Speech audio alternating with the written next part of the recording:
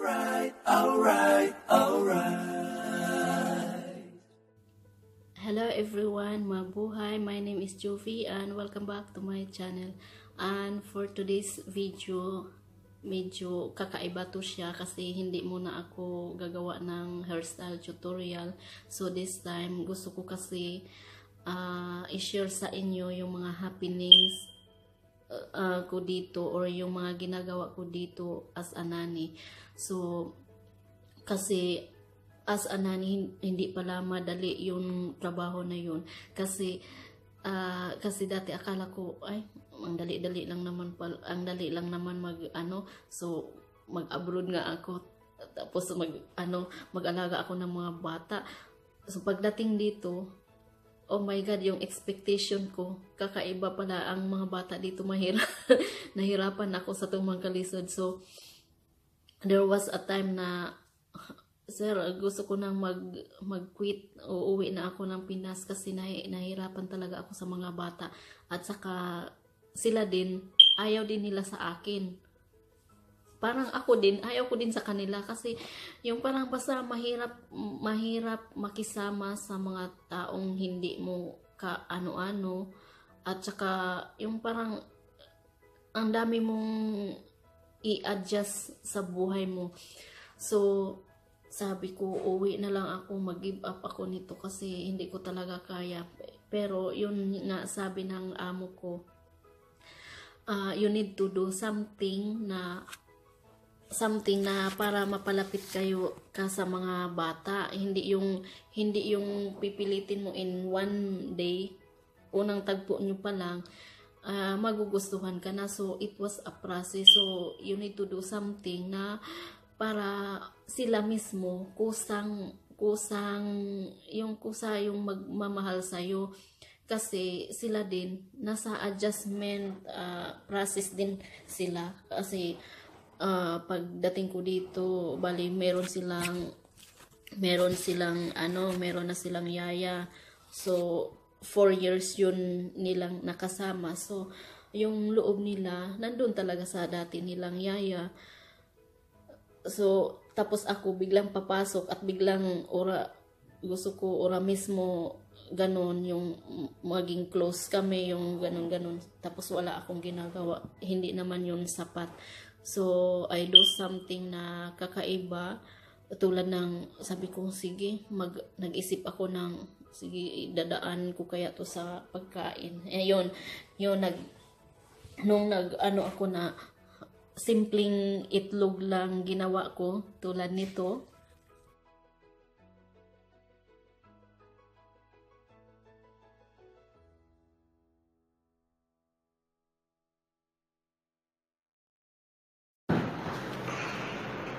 Abstima, good morning breakfast. Open your 1, 2, 3.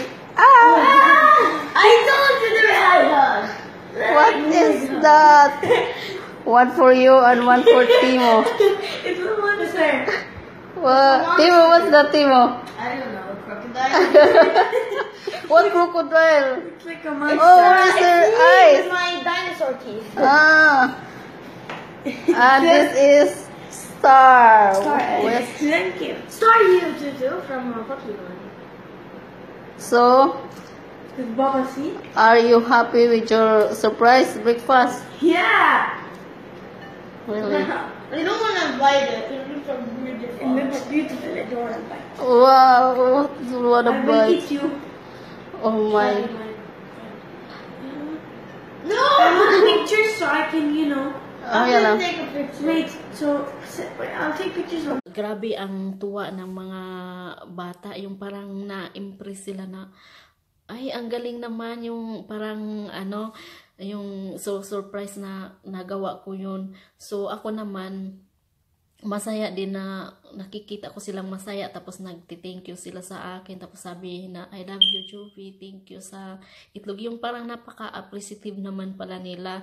So, ako naman, that time, parang, ay, mag-isip ako ng ibang na, para mapasaya sila. So, sa pagdating naman sa prutas, ano ba itong cellphone ko nag-close. Pagdating naman sa sa mga prutas, inaano ko yun, kinakat ko yun ng mga, yung pag ibigay ko sa kanila, may design.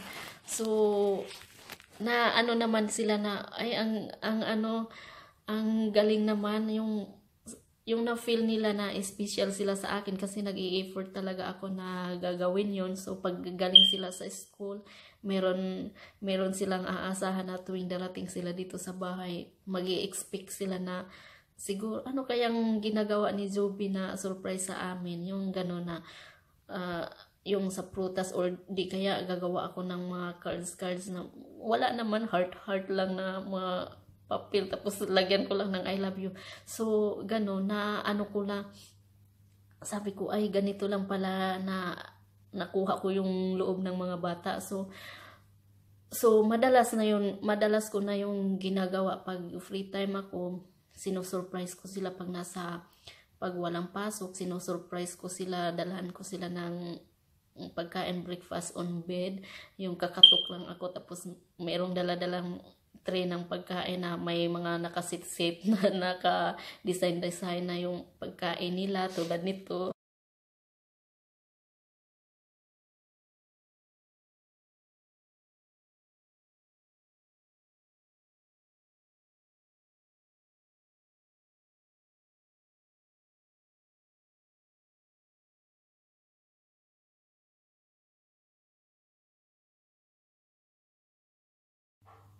Tapos sa alaga ko namang babae, pagpapasok siya sa school, no choice naman na kundi ako talaga ang mag-asikaso sa kanila kasi yung nanay nila nasa trabaho na at 5 o'clock in the morning. So sa akin talaga yun cargo, ako magbibihis, ako magagawa ng hairstyle, ng mag-aayos ng buhok niya. So ginagawan ko siya ng mga hairstyle lang naman, pero na ano ako kasi maraming nakakapansin, mga pag uuwi siya, sabihin niya, Joby, my teacher said I have a very nice hairstyle, tapos parang ganun. So sabi ko, ay ganun ba, sige, bukas ibahin naman natin, iba namang hairstyle na gagawin ko sa'yo bukas. So yung parang everyday excited siya papasok sa school kasi parang feeling niya daming nakakapansin sa hairstyle niya. Sabi niya, yung mga kaklase ko panay hawak-hawak or tingin sa ulo ko, sa likod, lalo pag nakaupo daw siya sa may unahan. Tapos yun nga, yung mga teacher niya binabati nga daw siya. Tapos pag during family day dito tuwing Friday, pag nagsama-sama yung magkapatid ng mga amo ko, magkapatid sila, so magsama-sama ng isang lunch. So nakikita nila yung iba-ibang, ngayon iba yung hairstyle niya, yung something na ano, tapos natutuwa sila, picturean din nila yung alaga ko, ang ganda naman ng buhok mo, yung parang laging nasa sagala. So doon na ano ko na ay parang legacy ko na gawa to ni Joby, yung parang ganon. Tapos yung amo ko na-appreciate din nila. So madalas din nilang inaano, nag-ano din sila sa akin na, uy, maganda yung ginagawa mo, yung mga ganon. Tapos yung kung minsan nga kung may ginagawa ako, sila pa na unang nag-post sa Facebook, pipicturan nila yung mga creation kong mga sa prutas, tapos sila pang naunang naunang magyabang. So parang wow, yung nakakataba din ng puso. So ganun lang pala yung pag gusto mo yung may bala kayong maging mag-abroad o maging yaya, so kailangan mo lang talagang i-post mo yung sarili mo, or yung kailangan mong gumawa ng paraan para mapalapit kayo sa mga bata. Kasi pag mahal na kayo sa mga bata, maraming blessings na darating. Tulad sa akin, yung napapansin ko na yung mga bata, grabe na yung connection nila sa akin, yung tipong pag nagagalit yung nanay nila sa akin, yung sila nang nagtatanggol, yung nagagalit din sila, bakit mo pinapagalitan si ano, baka uuwi yan, iiwan kami, ganyan sila. So sila na yung sila na yung nagtatanggol sa akin. Tapos pag nag-shopping sila, tapos hindi ako makasama, pagdating sasabihin ng amo ko na, uy, ito pinili to ni Tutu para sa'yo, bagay daw to sa'yo. Yung parang meron talaga akong ano, maibigay nila sa akin. Yung gano'n na talagang binibilhan ako ng mga gamit. Tapos kahit yung amo kong mga babae, binibigyan ako ng mga jewelries, mga ganon. So yung parang ay talaga lang, kasi sabihin naman, deserve mo yan, ganon naman yung amo ko. Tapos tuwing birthday ko, yung parang binibirthdayhan nila ako, yung mga alaga ko nagre-regalo, tapos yung amo ko nagre-regalo, yung parang ganon.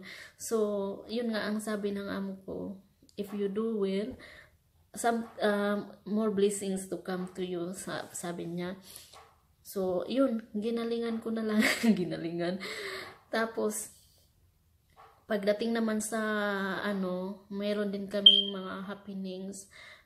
Pagdating naman kasi sa arts or yung mga ganun, yung mga DIY, talagang tinuturuan ko yung mga alaga ko kung paano mag ano ng mga arts, kasi pag halimbawa may occasion, birthday ng mga magulang nila, so ako nag-guide sa kanila na, uy, gawa tayo ng cards, kahit simple lang. Tapos gawa nila, yung turuan ko lang sila. So yung napapansin na yun nila tuwing birthday, ay ganun ang ginagawa ko. Tapos sila naman tuwing birthday nila, mayroon din akong ginagawa na something na special. Yung babae, ginagawan ko ng explosion box, tulad nito.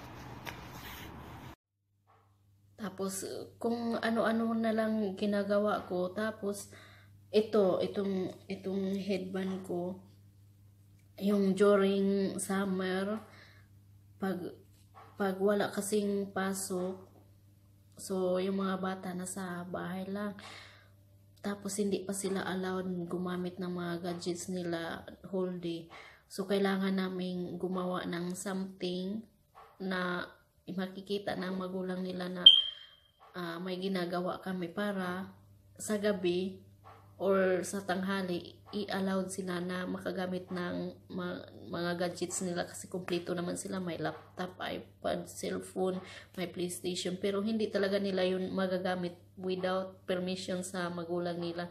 Kung mag-okay, saka na nila magamit, pero kailangan talagang may maipakita kami na may maipakita sila na ginawa. It's either nag-drawing sila, naggawa ng art, or ganon.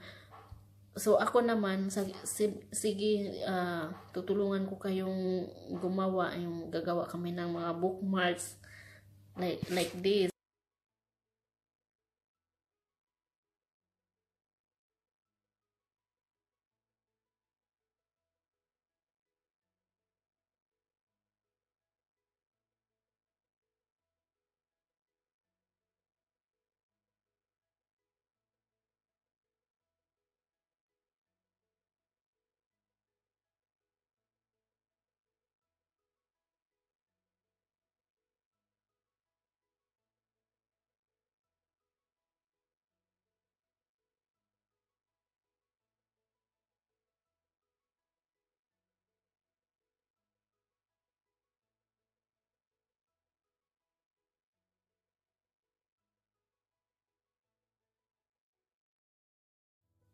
Tapos gumawa kami ng basta kung ano-ano lang ginagawa namin para lang maipakita na may para lang makapaglaro sila ng gadgets nila.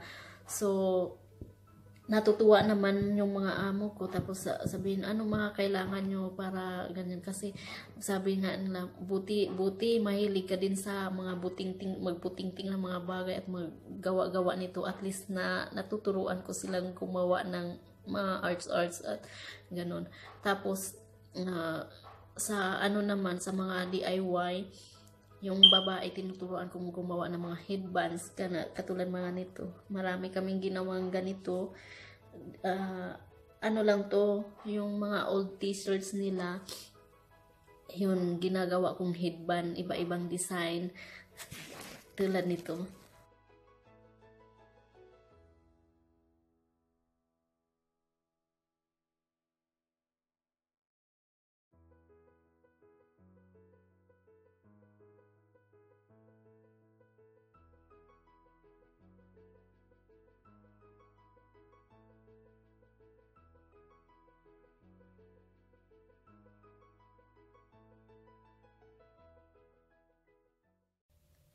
Tapos, may ginawa din ako sa kanila na yung board lang, yung para matuto silang magtiklop ng damit. Nako, ang tuwa naman ng ang tuwa naman ng magulang nila, kasi natuto na ngang magtiklop-tiklop yung mga alaga ko ng damit.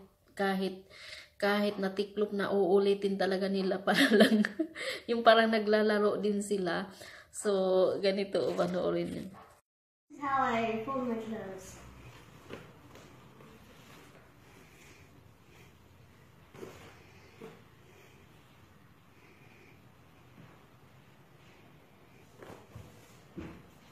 Daddy, look.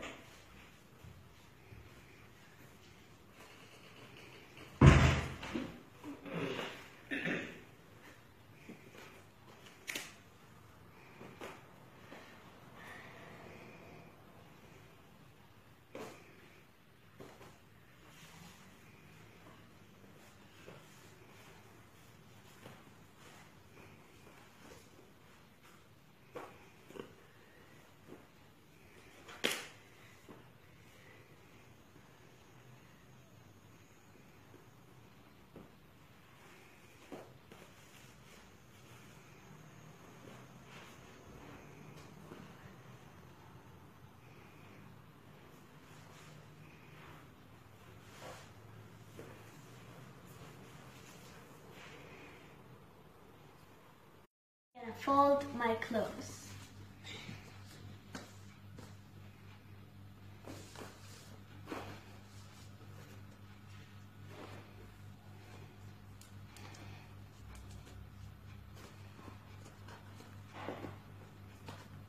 Ta-da!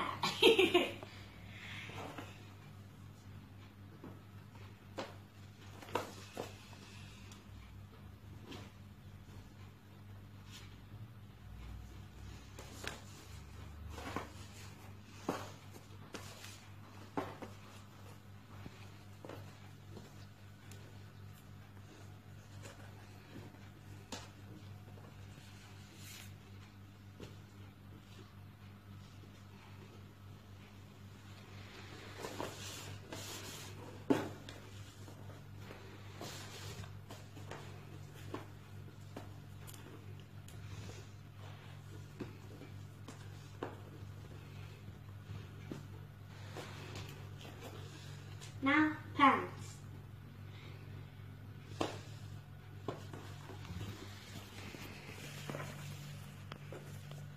Yeah. Fold, fold, fold. That. That's pants. Another shirt.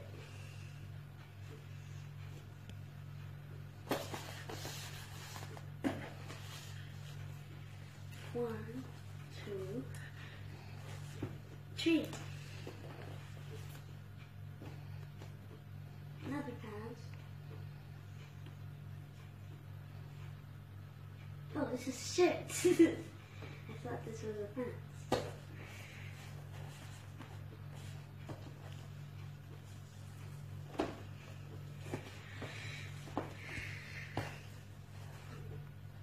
Okay, the back. And then you fold the sleeves.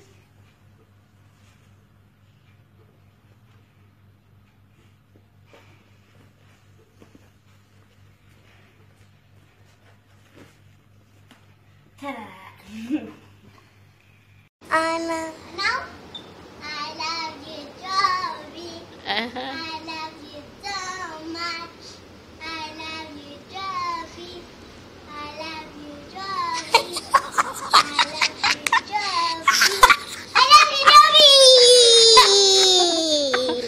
Finish. Finish!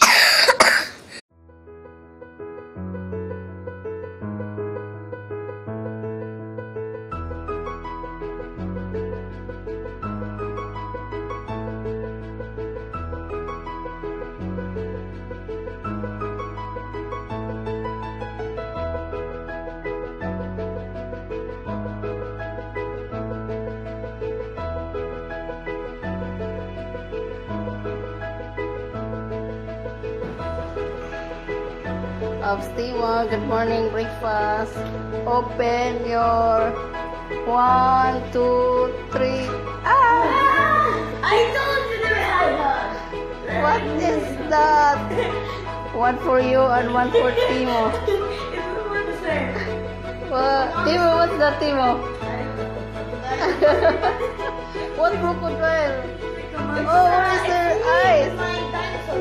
Ah. And this is Star. With Thank you. Star you from So, Bossy. are you happy with your surprise breakfast? Yeah. Really? I don't want to buy it. It looks beautiful. I don't want to buy it. Wow, what a I will bite. eat you. Oh my. No, I want pictures so I can, Oh, yeah, no. take pictures. So I'll take pictures of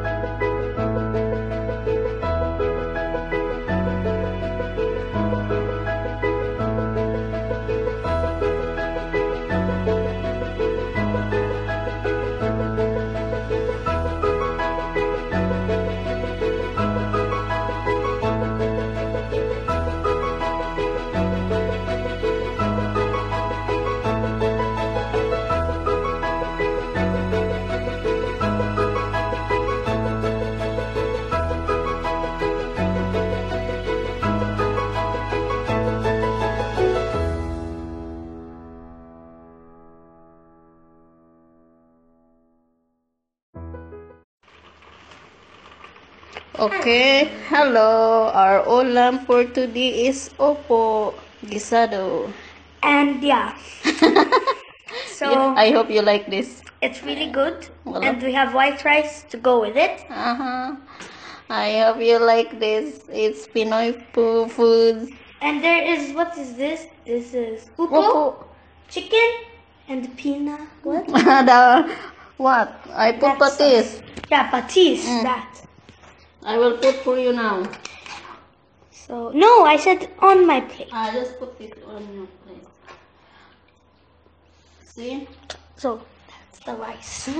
Wow. Okay, yeah, go. I love the sauce. I keep on telling her to add more sauce. Yes, the opo is floating already with the sauce. Also. So, ayan. So this is it. Wow. Sauce. Bahog-bahog, day. Bahog. What's that? Bahog-bahog. Ang bulanon pag makisabaw. It's See? like this. I don't know if I'm gonna eat. Yeah. My What? brother is a picky eater. He won't eat vegetables. Yeah, he will.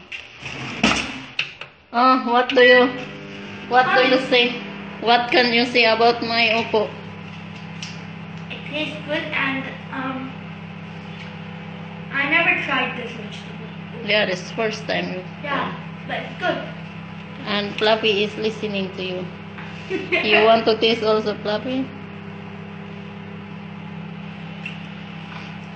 He likes it too.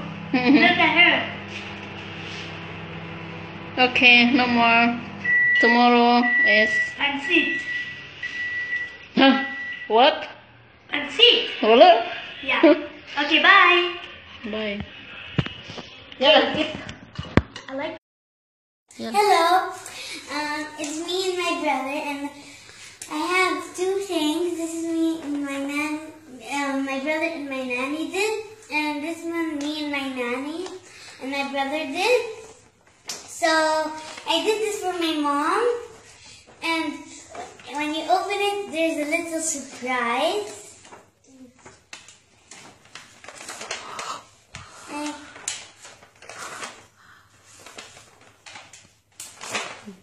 So let's go off to this one. This one, it has a head that my brother made, and this one, it's like a squishy thing, and the eyes are marker. My brother did the face. It has a mouth and a nose and hair. It looks like my brother. And then Joey made a suit, and then she made some jeans or shorts. Bye. Alright. Hello, it's me and my brother, and I have two things. This is me and my brother and my nanny did, and this one me and my nanny and my brother did.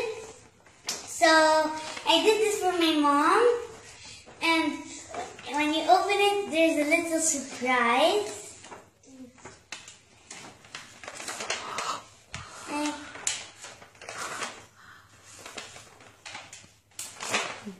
So let's go off to this one. This one, it has a head that my brother made, and this one, it's like a squishy thing, and the eyes are marker. My brother did the face. It has a mouth and a nose and hair. It looks like my brother. And then Joey made a suit, and then she made some jeans or shorts. Bye. Alright. Hello, it's me and my brother, and I have two things. This is me and my brother and my nanny did, and this one me and my nanny and my brother did. So I did this for my mom, and when you open it, there's a little surprise.